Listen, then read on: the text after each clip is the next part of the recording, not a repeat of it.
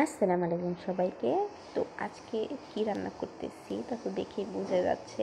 আজকে হচ্ছে বিরিয়ানি রান্না করব। তো আমি এই চুলার উপরে শুরুতেই বড় একটা পাতিল নিয়ে নিয়েছি।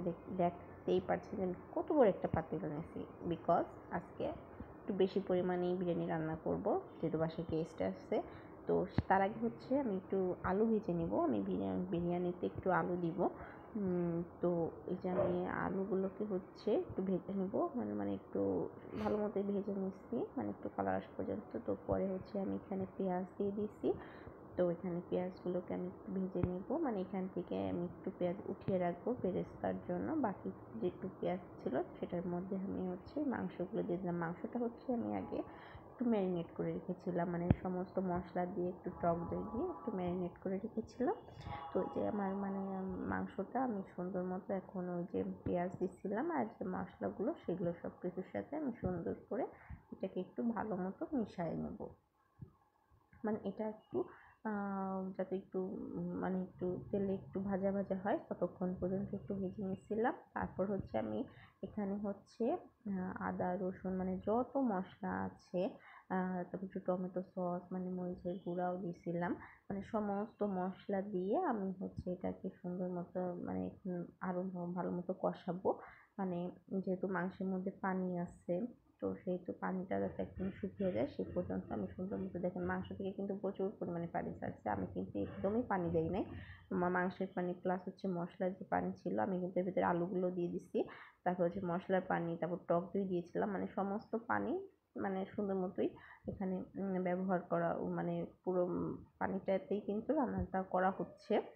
আর অন্য এক্সট্রা কোনো পানি কিন্তু ইউজ করা হয় নাই, মানে আমি কোনো পানি এখন পর্যন্ত দেই নাই। তো আমি হচ্ছে আরেকটু মানে কষিয়ে নেব, মানে তেল ছাড়া পর্যন্ত আমি আরেকটু মানে রান্না করে নেব। তারপর হচ্ছে আমি যেটা দিলাম হচ্ছে আপনার একটু দুধ, আমি হচ্ছে আলাদা একটু গুলিয়ে নিছিলাম, সেই দুধটা আমি এখন এই পর্যায়ে দিয়ে দিলাম মানে মাংসের সাথে। তো এটা হচ্ছে আমি আরেকটু রান্না করব, যে দুধটা দিছি মাংসটা যাতে আরেকটু সুন্দর মতো রান্না হয়, সেই জন্য আমি হচ্ছে এখন আরেকটু মাংসটা রান্না করে নেব। তো যাতে তারপর হচ্ছে এই যে মাংসটা হচ্ছে যে আমি ভালো মতো রান্না করে দিচ্ছি, মাংসটাও কিন্তু ভালো মতো সিদ্ধ হয়ে গেছে। এখন জাস্ট আমি কিন্তু এই পাতিলের মধ্যে কিন্তু আমি রান্না করব, অন্য কোনো পাতিল মানে আলাদা পোলাও মানে এই করে রান্না করে তারপর মাংস দিয়ে আমি এরকম করলাম না। আমি জাস্ট এটার উপরেই আমি যে চালটা ধুয়ে রেখেছিলাম সেই চালটা সুন্দর মতো এই মাংসটার মধ্যেই আমি দিয়ে দিলাম।